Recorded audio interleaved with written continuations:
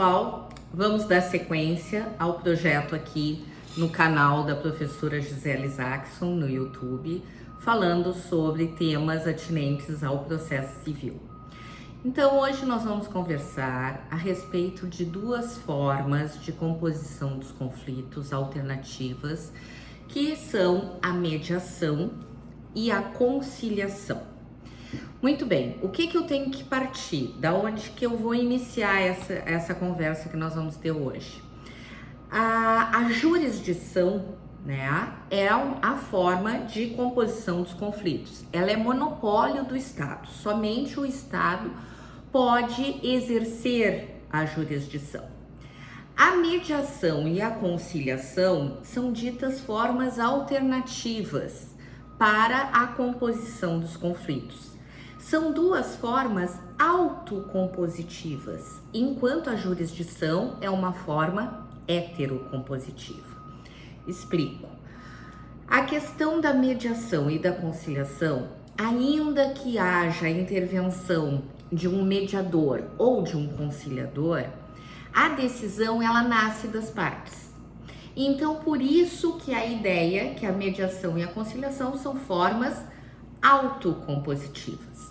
Eles só são os facilitadores para que as partes concluam e cheguem a um acordo e ponham fim àquele conflito que está instaurado entre elas, mas pela própria vontade delas. Já a jurisdição é uma forma heterocompositiva, ou seja, envolve um terceiro, que é o juiz, o Estado juiz, e esse terceiro imparcial, que é uma das características da jurisdição, tem que olhar o caso, tem que olhar o conflito instaurado entre as partes de maneira equidistante e tomar a decisão a quem cabe o melhor direito. Então, hoje nós vamos nos concentrar então nessas duas formas autocompositivas que são a mediação e a conciliação. Então vamos partir das diferenças que se estabelecem entre elas. Ambas bem previstas lá no artigo 165 do Código de Processo Civil, nos parágrafos 2º e 3º. Então, a conciliação está no parágrafo 2º e a mediação está no parágrafo 3º. Vou me permitir a leitura. Parágrafo 2º diz o seguinte: o conciliador que atuará preferencialmente nos casos em que não houver vínculo anterior entre as partes, poderá sugerir soluções para o litígio, sendo vedada a utilização de qualquer constrangimento ou intimidação para que as partes conciliem. E a mediação, no parágrafo 3º, diz o seguinte: o mediador que atuará preferencialmente nos casos em que houver vínculo anterior entre as partes, auxiliará os interessados a compreender as questões e os interesses em conflito, de modo que eles possam, pelo restabelecimento da comunicação, identificar por si próprios soluções consensuais que gerem benefícios mútuos. Então, com base nesses dois conceitos, nós temos muita coisa para falar. Primeira questão: o que fala um e fala outro? Preferencialmente, e eu pontuo essa questão, é preferencialmente, não é obrigatório, não é uma coisa vinculada. Preferencialmente, os casos em que não haja vínculo entre as partes, opte-se pela conciliação. E preferencialmente, nos casos em que haja vínculo, haja liame entre as partes, opte-se pela mediação. O que quer dizer esse vínculo? Muito bem, numa questão de consumidor, por exemplo, numa questão de acidente de trânsito, por exemplo, não existe nenhum vínculo entre as partes. Aconteceu aquele acidente, as partes nunca tinham se visto, aconteceu aquela questão ali envolvendo o Código do Consumidor, ninguém nunca tinha amizade, nada. Então, é indicado a conciliação. Agora, se existe vínculo, se existe sentimento, se existe amizade, se existe parceria entre as partes, o indicado é a mediação, preferencialmente. Então, questões que envolvam direito de família, questões que envolvam direito de vizinhança, questões que envolvam parentes, né? Então, são pessoas com vínculo. O que se quer preservar aí? É que esse vínculo não se rompa. Então, existem regras específicas para uma e para outra. Adiantando dentro do próprio conceito. Então, na conciliação, que é onde nós não temos vínculo, nós temos a figura do conciliador. O conciliador é esse terceiro que vai poder tomar pé dessa situação, ouvir a causa, ouvir as partes e, aí vem o segredo, sugerir soluções. O conciliador, ele sugere, não dava para ser assim, quem sabe o senhor abre a mão de assado, vamos fazer assim, não acha que é melhor assado? O conciliador, ele sugere soluções para as partes, ele sugere soluções a esse litígio.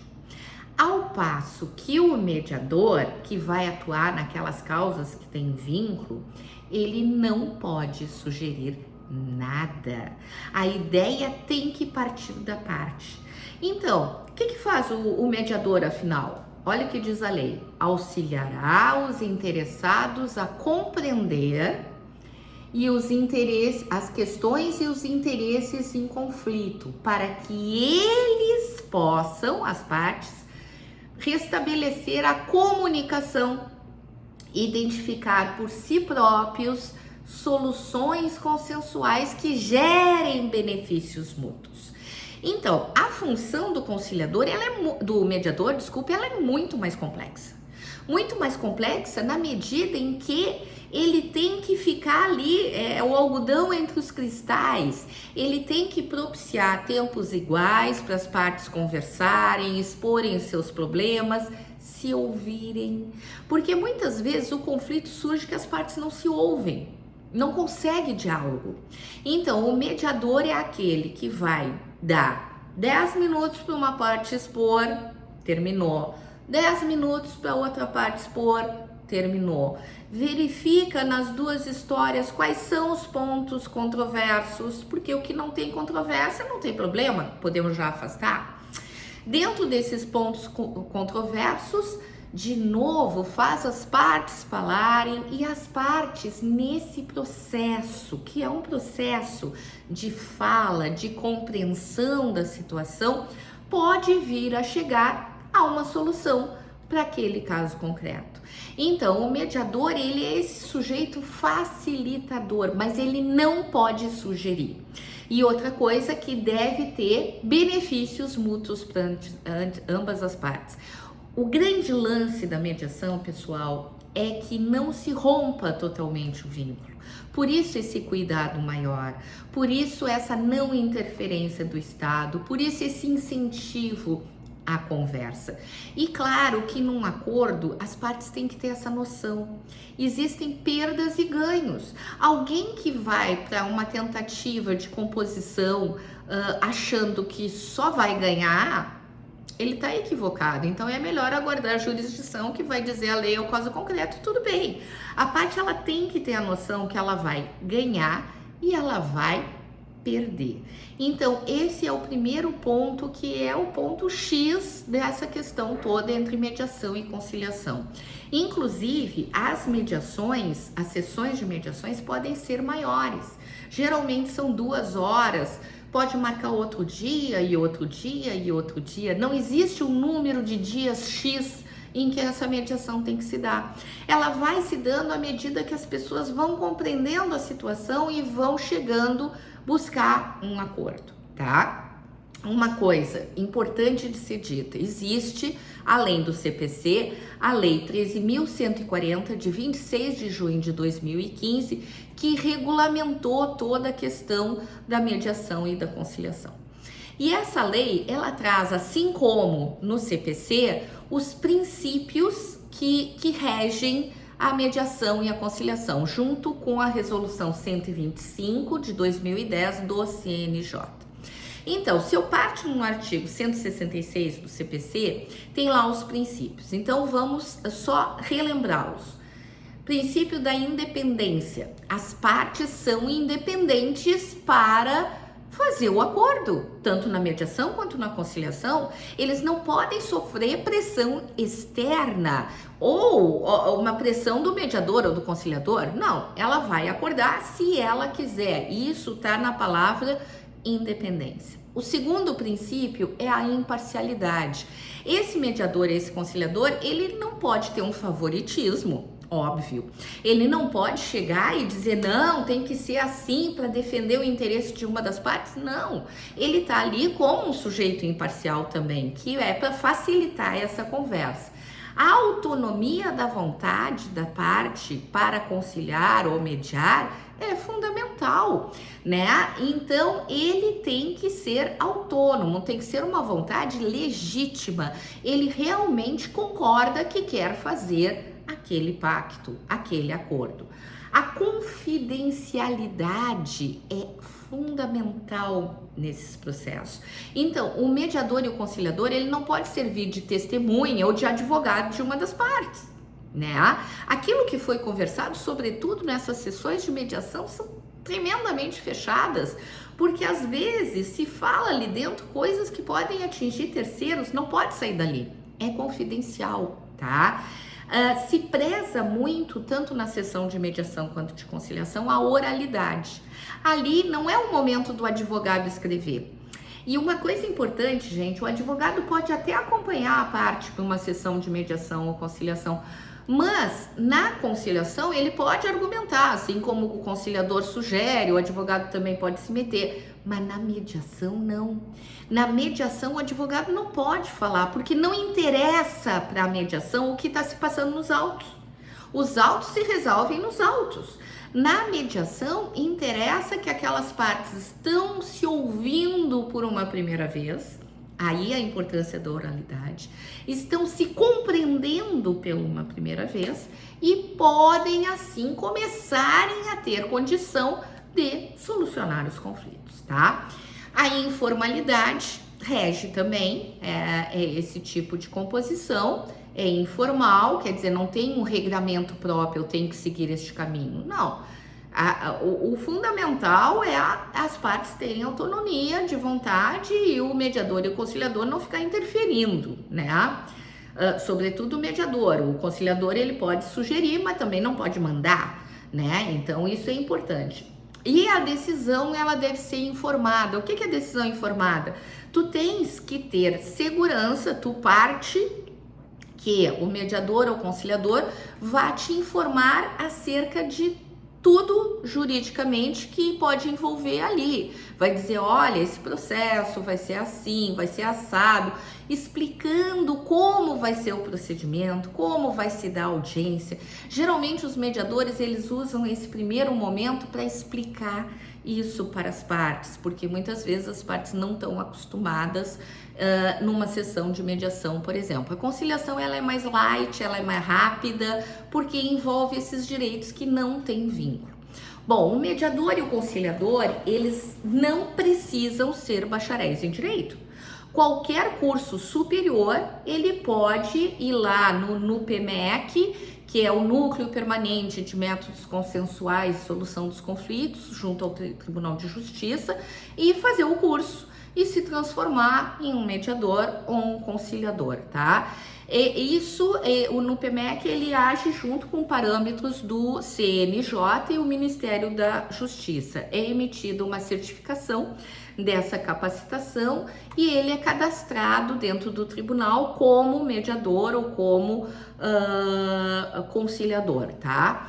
Bom, o mediador e o conciliador, se ele for advogado, aí tem um impedimento. Ele não pode exercer a advocacia na mesma vara em que ele é conciliador ou mediador. Em outra vara, em outra seara, em outra comarca, ok. Mas na mesma vara em que ele serve como conciliador e mediador, não pode, porque ele é impedido, tá? A remuneração do conciliador e do mediador tem uma divergência aqui. Não se diz exatamente quem vai fazer o pagamento. Existe uma tabela fixada pelos tribunais com parâmetros do CNJ em cima dessa remuneração, mas a lei 13.140, que regula todo esse processo, mais precisamente no artigo 13, diz que quem paga são as partes, assegurada a JG. E também o trabalho de mediador, o conciliador também pode ser voluntário. O conciliador e o mediador se aplicam os mesmos casos de impedimento e suspeição que se aplicam aos magistrados, tá? Então, isso é importante de trazer também. E o conciliador e o mediador, pelo 172, vou me permitir a leitura porque é importante. O conciliador e o mediador ficam impedidos pelo prazo de 1 ano, contado do término da última audiência em que atuaram, de assessorar, representar ou patrocinar qualquer uma das partes. Isso aí é para evitar a captação de clientela, que não pode ocorrer, né? Caso ele infrinja alguma dessas regras colocadas pela mediação, ele pode ser perfeitamente excluído do cadastro de mediação, como mediador e conciliador. Tá lá no artigo 173 do CPC, as causas em que ele será excluído, tá? E a punição, acaso seja apurada uma conduta inadequada também pode ser uma pena de afastamento de 180 dias, mas tem que ter uma decisão fundamentada para aplicar isso ao caso concreto. Então, pessoal, era isso que eu tinha para trazer para vocês sobre mediação e conciliação. Qualquer dúvida que tiverem a mais, pode deixar a pergunta aqui, os comentários, que sempre eu respondo. Estou muito feliz de estar agora de volta, né, na gravação dos vídeos, que agora vão se intensificar. Eu parei um pouquinho porque eu estava com o projeto da mentoria jurídica, que já está em pleno vapor, né, que tem um vídeo aqui do canal explicando também. Então, se vocês gostam das aulas, por favor, se inscrevam no canal, ativem o sininho para quando tiver uma novidade, deixe o seu comentário, que isso é muito importante para mim também melhorar e trazer exatamente o que vocês estão esperando. Então, era isso que eu tinha para hoje. Um grande beijo, fiquem bem.